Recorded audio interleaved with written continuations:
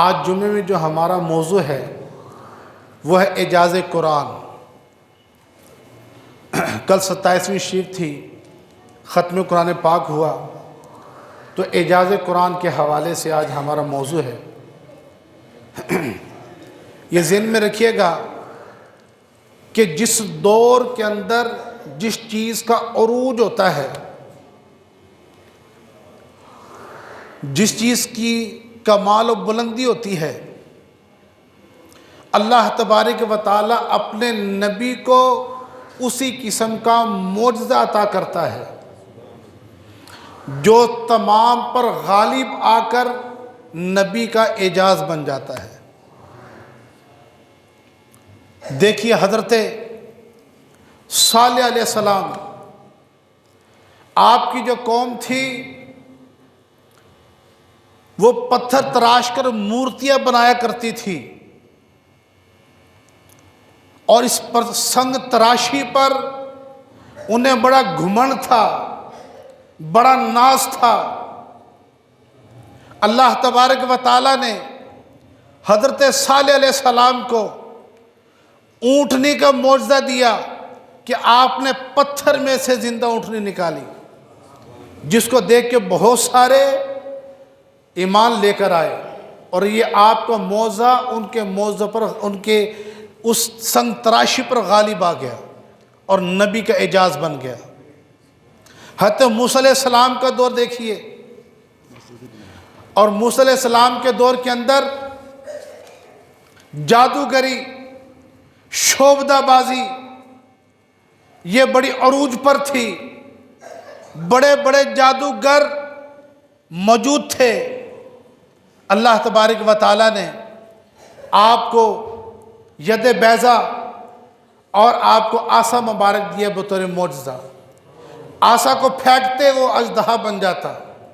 تو جب 70,000 جادوگر آپ کے مقابلے میں آئے، انہوں نے اپنا وہ جادو دکھایا۔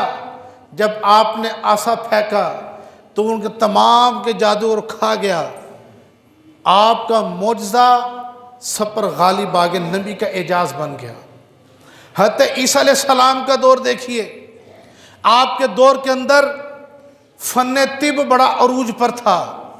بڑے بڑے طبیب موجود تھے جو لا علاج مرض کا علاج کرتے تھے۔ اللہ تبارک و تعالیٰ نے عیسیٰ علیہ السلام کو کیا معجزہ دیا؟ آپ نے کے بارے میں اللہ نے فرمایا، انی اخلق لکم من الطین کہیئۃ الطیر۔ آپ نے فرمایا کہ میں مٹی سے پرندہ بناتا ہوں، پھر فرمایا کہ فَأَنفُخُ فِيهِ، پھر میں اس میں پھونکتا ہوں، فَتَكُونُ طَيْرًا، وہ پرندہ بن جاتا ہے۔ اور پھر فرمایا کہ انا ابر اکمہ و ابرصا و احیی الموتى باذن اللہ، میں مادرزاد اندھے کو شفا دیتا ہوں، میں کوڑی کو شفا دیتا ہوں، اور میں مردوں کو زندہ کرتا ہوں، لیکن اللہ کے اذن اور اجازت سے کرتا ہوں۔ اب بڑے بڑے طبیب ڈاکٹر تھے جو لا علاج مرض کا علاج کرتے، لیکن حضرت عیسیٰ علیہ السلام کو جو معجزہ تھا کہ مٹی میں سے پرندہ بنا کے پھونکنا اور وہ پرندہ بن کے اڑ جانا، مادرزاد اندھے کو شفا دینا، اور مادرزاد جو کوڑی تھا اس کو شفا دینا، اور جو مر چکا تھا اس کو زندہ کر دینا، یہ ایسے معجزے تھے کہ ان طبیبوں کے لا علاج مرض کے اس لا علاج کے جو ان کے پاس فن تھا اس پر غالب آ کر نبی کا اعجاز بن گیا۔ الغرض بتانا یہ تھا ان پوری مثالوں سے کہ اللہ کے نبی نے کہ جس دور کے اندر جس چیز کا عروج ہوتا ہے، اللہ تعالیٰ اپنے اس نبی کو اس زمانے میں اسی قسم کا معجزہ عطا فرماتا ہے جو سب پر غالب آ کر نبی کا اعجاز بن جاتا ہے۔ جب محمد عربی صلی اللہ علیہ وسلم کی باری آئی، آپ کے دور کے اندر فصاحت و بلاغت عروج پر تھی۔ بڑے بڑے فصیح عربی زبان بولنے والے جنہیں عربی زبان پر ید طولہ حاصل تھا، اور انہیں اس عربی دانی پر بڑا گھمنڈ اور ناز تھا، تو جب قرآن پاک کی آیتیں اترنا شروع ہوئی تو انہوں نے کیا دعوے کیے؟ وہ کہنے لگے لو نشاؤ لقلنا مثل ھذا، اگر ہم چاہیں تو ہم قرآن کے مثل لا سکتے ہیں۔ اور پھر انہوں نے کہا ان ھذا الا اساطیر الاولین، یہ قرآن تو اگلوں کی کہانیاں قصے ہیں۔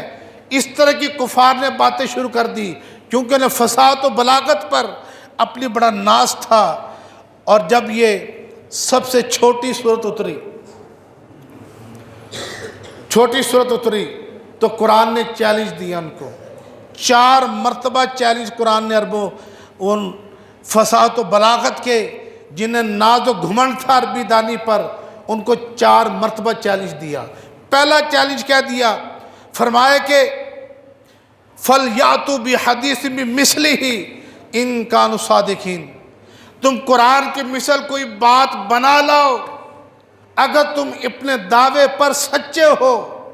یہ قرآن نے ان کا پہلا دعویٰ چیلنج کیا، وہ عاجز رہے۔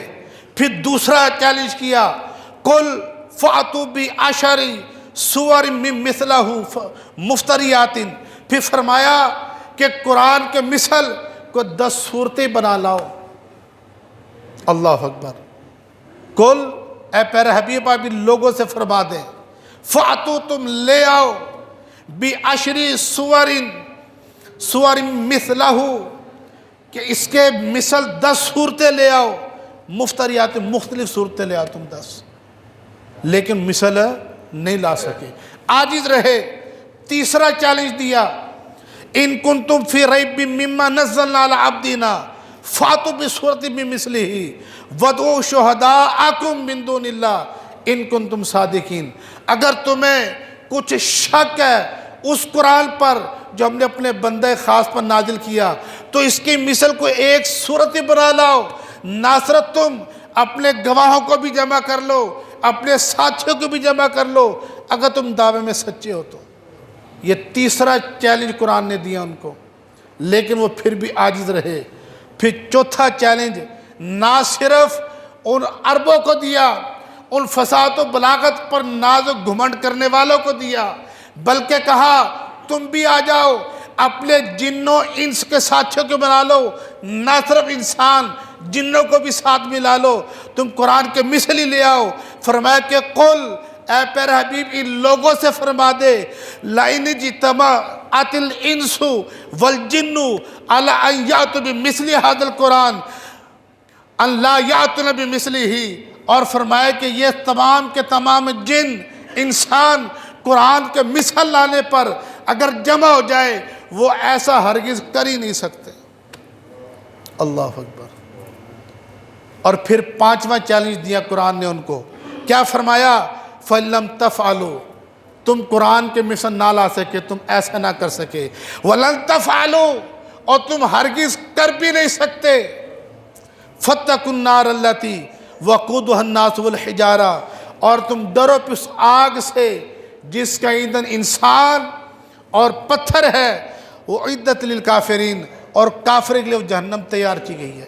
کیسے زبردست 5 چیلنج قرآن نے دیے، بھئی قرآن کے مثل بنا لاؤ۔ یہاں پہنچ کر بندے کی بنائی ہوئی چیز اور اللہ کی بنائی چیز میں فرق ہو جاتا ہے کہ جب بندہ کوئی چیز بناتا ہے تو اس کے مثل بنایا جا سکتا ہے، بلکہ اسے اعلیٰ بنایا جا سکتا ہے۔ آج کتنی ترقی ہو گئی، پہلے کمپیوٹر کتنا سا تھا، اب ہمارے ہاتھ میں تھما دیا کمپیوٹر کو، نئی سے نئی جدید ٹیکنالوجی آ گئی۔ ایک سائنسدان نے کچھ بنایا، اگلے اس سے زیادہ جدید ٹیکنالوجی بھی بنا لیا۔ جہاز کو دیکھیے، اس میں کتنی جدید ٹیکنالوجی آ گئی۔ ایک کمپنی ایک جہاز بناتی ہے، دوسری اس سے بھی اعلیٰ بنا دیتی ہے، کیونکہ بندے کی بنائی چیز ہے نا، تو بندے کی بنائی چیز کی مثل بنایا جا سکتا ہے، لیکن یہ ٹنوں وزنی جہاز اڑانے والے اگر مکھی یا مچھر کا پر ٹوٹ جائے وہ یہ بنا نہیں سکتے۔ وہ اللہ کی بنائی مخلوق ہے تو اللہ کی بنائی مخلوق کے مثل بنایا نہیں جا سکتا۔ اللہ اکبر۔ اور اللہ نے جس جسمانیت کے ساتھ ہمیں پیدا کیا ہے، اگر ہمارے ڈیفیکٹ پڑ جائے، ڈاکٹر خاص سرجری بھی کر لے، جس طرح قدرت نے نظام بنایا ہے بندے اس طرح بنا نہیں سکتے. تو بندے کی بنائی چیز میں اور خالق کی بنائی چیز میں فرق ہو جاتا ہے کہ بندے کی بنائی کی مثال لایا جا سکتا ہے لیکن اللہ تبارک و تعالیٰ کی خالق کائنات کی بنائی چیز کی مثال بنایا نہیں جا سکتا. تو یہ قرآن اللہ کا کلام ہے. آج کتنے علوم ایجاد کر لیے, بڑے بڑے سیاستدان گزر گئے, لیکن قرآن کے مثل آج تک وہ بنا نہ سکے. اللہ اکبر. تو جب یہ سب سے چھوٹی سورت قرآن پاک کی نازل ہوئی, اِنَّا أَعْطَيْنَاكَ الْكَوْثَرَ فَصَلِّ لِرَبِّكَ وَانْحَرْ إِنَّ شَانِئَكَ هُوَ الْأَبْتَرُ, تو یہ کسی نے جا کر خانہ کعبہ کے اوپر لٹکا دی تختی میں لکھ کر. یہ لٹکانا پورے عرب کو چیلنج تھا کہ تم اس کے مثل بنا لاؤ. اب عربوں کا ایک شاعر تھا اور اس کا نام تھا لبید بن ربیعہ, ملک الشعراء کہتے, شعراء کا بادشاہ. اسے عربی دانی پر, عربی فصاحت و بلاغت پر بڑا ناز تھا. لوگ عربی قصیدے لکھتے, عربی کلام لکھتے, اور وہ ایک غار میں رہتا تھا اور اس کی تختی باہر رکھ جاتے تھے, اور وہ وقت کے مناسب پر نکلتا اور ضرورت اصلاح کرنی ہوتی اصلاح کر دیتا تھا. جب یہ چھوٹی سورت کی تختی اِنَّا أَعْطَيْنَاكَ الْكَوْثَرَ فَصَلِّ لِرَبِّكَ وَانْحَرْ إِنَّ شَانِئَكَ هُوَ الْأَبْتَرُ, جب یہ سورت لکھی ہوئی تختی اس کی غار کے باہر کسی نے لکھ دی, وہ جب وقت مناسب باہر نکلا اس نے پڑھنا شروع کیا اور پڑھ کر کہتا ہے اِنَّا أَعْطَيْنَاكَ الْكَوْثَرَ فَصَلِّ لِرَبِّكَ وَانْحَرْ إِنَّ شَانِئَكَ هُوَ الْأَبْتَرُ. آگے لکھتا ہے ھذا لیس کلام البشر, اس کے اندر اتنی فصاحت ہے, بلاغت ہے, اصلاح کی گنجائش ہی نہیں ہے, یہ تو مجھے کسی بشر کا کلام ہی نہیں لگتا ہے. اللہ اللہ اکبر.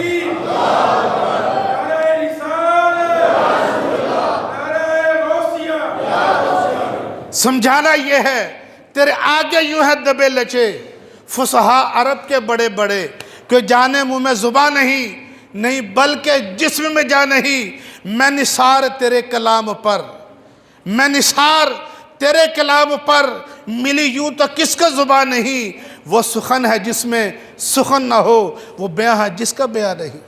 اللہ اکبر. اب کیونکہ جو کفار مکہ تھے, عرب کے لوگ, کیونکہ انہیں ناز تھا عربی دانی پر, وہ قرآن کے اندر عیب نکالنے کے لیے لگے رہتے تھے. تو ان کے ایک فصیح نے, عربوں نے, کفار مکہ نے 3 الفاظ نکالے قرآن میں سے اور صحابہ کو چیلنج دیا. وہ 3 الفاظ کیا تھے؟ حضوہ, عجاب اور کبار. کہا کہ 3 الفاظ ہم نے اپنے کسی فصیح سے نہیں سنے. حضوہ کا مطلب ہے ٹھٹھا مذاق کرنا, عجاب کا مطلب ہے عجیب و غریب, کبار کا مطلب ہے بوڑھا آدمی, عمر رسیدہ. کہا کہ یہ الفاظ غیر فصیح ہم نے آج تک اپنے کسی فصیح عربی دان سے یہ الفاظ نہیں سنے, اور جو غیر فصیح ہو وہ اللہ کا کلام نہیں ہوتا. جب انہوں نے صحابہ کو چیلنج دیا, انہوں نے رسول اللہ کی بارگاہ میں عرض کیا. رسول اللہ نے فرمایا اگر وہ چیلنج دیتے ہیں قبول کر لو, وقت کا, ٹائم کا, جگہ کا تعین ہو گیا. وہ اپنے ایک بوڑھے شخص کو لے کر آئے جو بڑا فصیح و بلیغ تھا عربی دانی پر. جب وہ حضور کی بارگاہ میں آیا, حضور نے کہا ذرا یہاں بیٹھ جائیے. وہ جو ہی بیٹھا, کہا کہ یہ جگہ تیرے مناسب نہیں, یہاں سے اٹھیے, ذرا یہاں بیٹھ جائیے. وہ پھر جو ہی بیٹھا, حضور نے فرمایا یہ بھی جگہ تیرے مناسب نہیں, ذرا یہاں بیٹھ جائیے. جب بیٹھا, اب 2 دفعہ اٹھا لیا گیا تھا. جب تیسری مرتبہ کہا, غصہ ناک میں بھر آیا اور کہنے لگا ھذا اتتخذ حضوا انا الرجل الکبار انت شیخ العجاب, کہ تو مجھ سے ٹھٹھا مذاق کرتا ہے, میں بوڑھا آدمی ہوں, تو بڑا عجیب و غریب آدمی ہے. ارے وہ 3 الفاظ حضوا, عجاب, کبار جس کو وہ کہتے تھے ہم نے اپنے فصیح سے نہیں سنے، مناظرہ کرنے آئے تھے، اسی مجلس کے اندر ان کا وہ بوڑھا شخص وہ فصیح وہ لفظ بول رہا تھا اور کفار کے جو چہرے تھے شرمندگی سے جھک گئے تھے۔ اللہ اکبر۔ تو یہ قرآن کا اجازت، تیرے آگے یوں ہیں دبے لچے فصحارت کے بڑے بڑے، کوئی جانے منہ میں زبان نہیں بلکہ جسم میں جان نہیں۔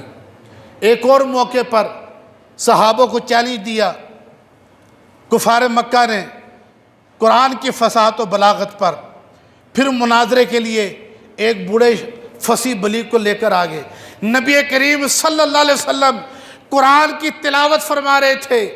جب اس آیت تک پہنچتے ہیں کہ وَلَكُمْ فِي الْقِصَاصِ حَيَاتٌ، تو وہ منہ کے بل گر پڑتا ہے۔ اب توجہ رکھیے گا ذرا، تمہارے لیے قصاص میں حیات ہے۔ قصاص موت کو کہتے ہیں۔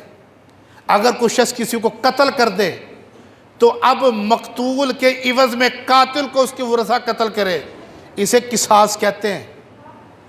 قصاص میں کیا ہے بھی موت کا دوسرا نام قصاص۔ قرآن کیا کہتا ہے؟ وَلَكُمْ فِي الْحَيَاةِ وَلَكُمْ فِي الْقِصَاصِ حَيَاتٌ، کہ قصاص میں حیات ہے، کہ دو متضاد باتیں حیات اور موت کو اتنے عمدہ پیرائے کے اندر قرآن نے بیان کیا۔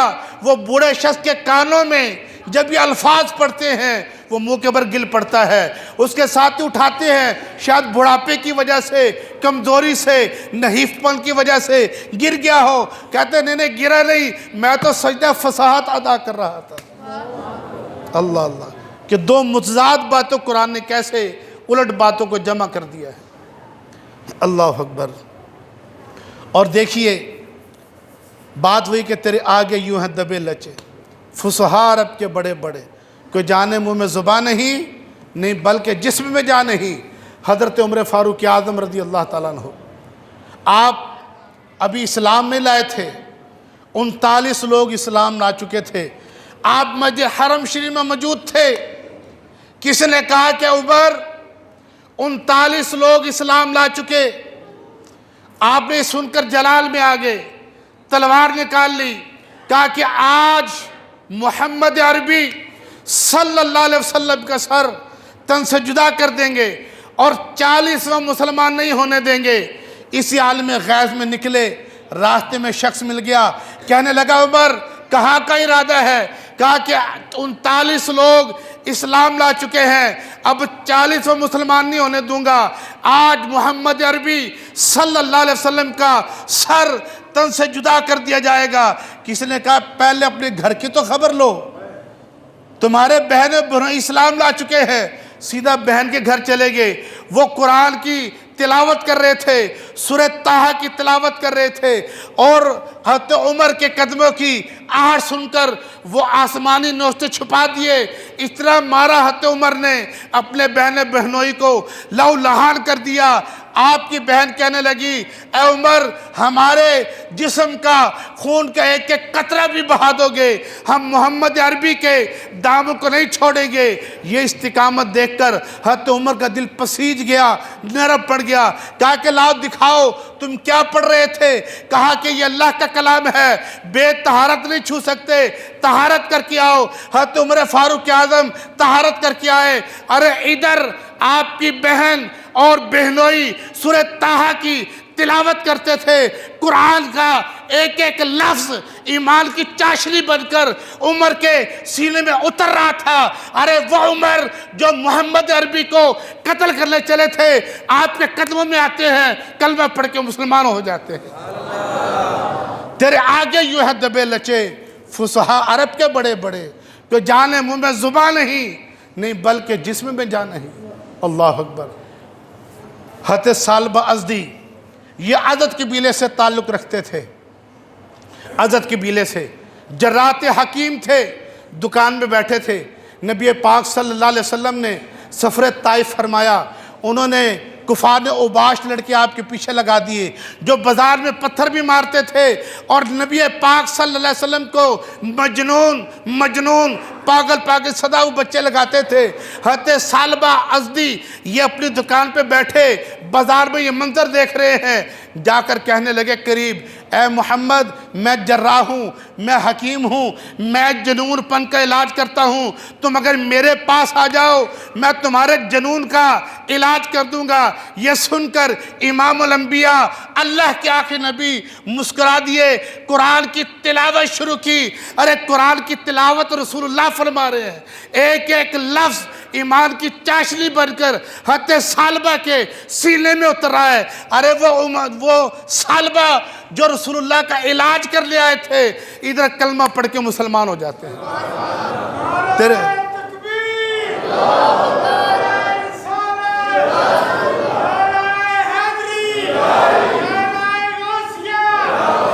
تو سمجھائی رہا، تیرے آگے یوں ہیں دبے لچے فصحا عرب کے بڑے بڑے، کوئی جانے منہ میں زبان نہیں بلکہ جسم میں جان نہیں۔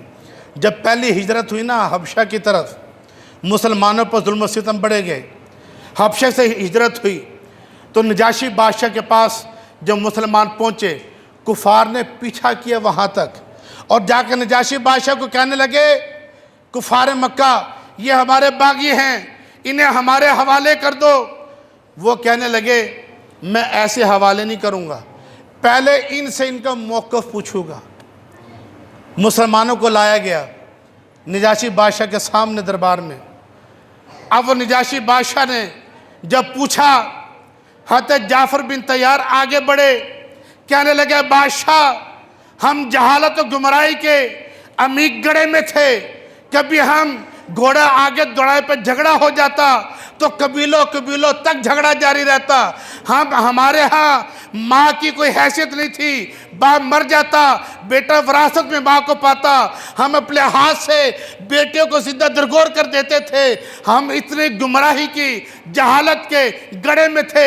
ایسے میں اللہ نے نبی آخر زمان محمد رسول اللہ کو مبعوث فرمایا، جس نے انسانیت کو اہمیت دی، ماں ہونے کی حیثیت سے، بیٹی ہونے کی حیثیت سے، بیٹے ہونے کی حیثیت سے۔